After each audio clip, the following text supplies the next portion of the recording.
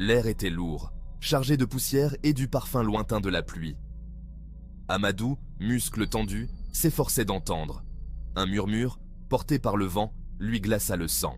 Son propre frère l'a tué. Le cœur d'Amadou battait la chamade. Son frère, Moussa, voulait la mort de sa femme. C'était de la folie. Il devait protéger Hawa, quel qu'en soit le prix. Amadou s'approcha de la case en terre crue. Son ombre s'étirait dans le soleil couchant. Les voix, feutrées mais urgentes, appartenaient à deux hommes du village. Ce dont ils parlaient était dangereux, impensable. Une famille déchirée par la suspicion et la cupidité. L'esprit d'Amadou s'emballait. Il devait aller au fond des choses. Il devait sauver Hawa. Moussa ne ferait pas ça. Il ne pourrait pas, murmura Amadou en faisant les 100 pas devant la case de son frère. Il trouva Moussa à l'intérieur, le visage marqué d'inquiétude, et non de la malice qu'Amadou attendait. Moussa, commença Amadou, la voix tendue par l'inquiétude. Que disent-ils sur toi, sur Hawa? Les yeux de Moussa s'élargirent d'alarme. Frère, tu ne dois pas écouter les ragots, dit Moussa d'une voix tendue. Mais Amadou vit la peur dans ses yeux, le tremblement de ses mains. Quelque chose n'allait pas. Moussa, dis-moi la vérité, insista Amadou d'une voix ferme mais douce. Tu sais que tu peux me faire confiance. Moussa hésita, puis soupira, les épaules affaissées. Amadou, chuchota-t-il, je crains que quelqu'un essaie de faire du mal à Hawa, quelqu'un qui veut ce que j'ai. Le sang d'Amadou ne fit qu'un tour. Les murmures étaient vrais. Amadou passa les jours suivants à observer, à écouter, à rassembler des bribes d'informations. Il observait les villageois, leurs regards en coin, leurs chuchotements feutrés. Il voyait l'envie dans les yeux de certains, la peur dans ceux des autres. Amadou ne pouvait s'empêcher de penser que quelque chose n'allait pas. Un nom revenait sans cesse.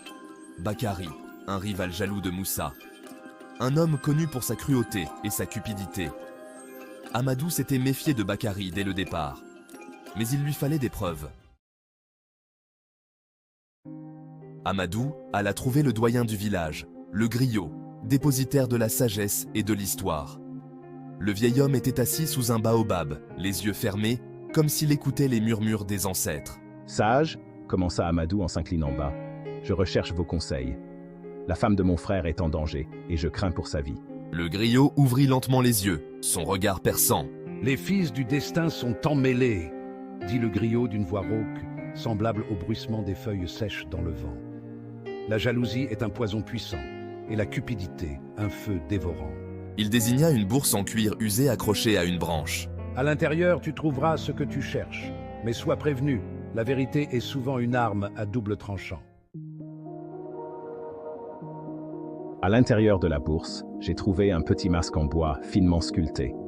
Il était froid au toucher et émanait une énergie étrange. Le griot lui avait enseigné un rituel, un moyen de révéler la vérité.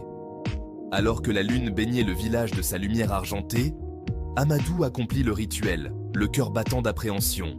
Il brandit le masque, chantant les paroles anciennes que le griot lui avait apprises. L'air crépita d'une énergie invisible. Le masque brillait d'une lumière étrange, projetant des ombres dansantes sur les murs de sa case. Puis, le silence. Soudain, un nom apparut à la surface du masque, gravé en lettres lumineuses. Hawa. Hawa. Amadou recula, horrifié. Ce n'était pas possible. Hawa, la femme de son frère, celle qu'il essayait de protéger, était impliquée d'une manière ou d'une autre. Mais comment? Était-elle complice du complot contre elle-même? Ou y avait-il quelque chose de plus sinistre en jeu, quelque chose qu'il ne pouvait pas comprendre? Il devait la confronter. Hawa, commença-t-il d'une voix tremblante. Je sais. Tu sais quoi, Amadou? Elle haleta, les yeux écarquillés par la peur.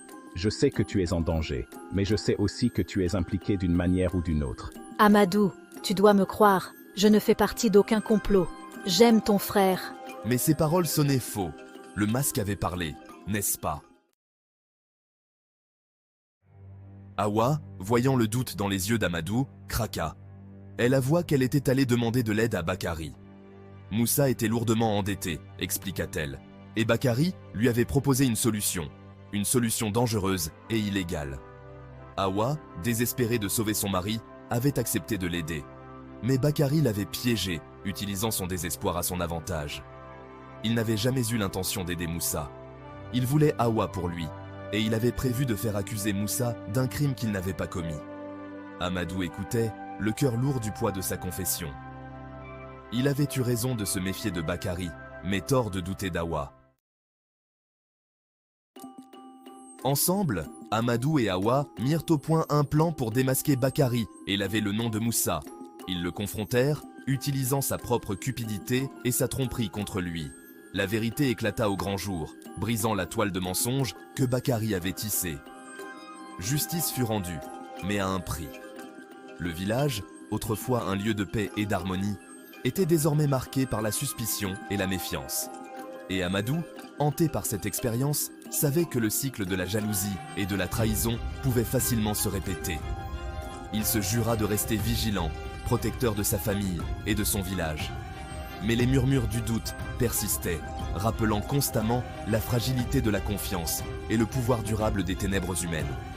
Pour d'autres récits captivants d'intrigues et de suspense, n'hésitez pas à vous abonner et à plonger au cœur de l'Afrique, où les traditions ancestrales et les conflits modernes se heurtent.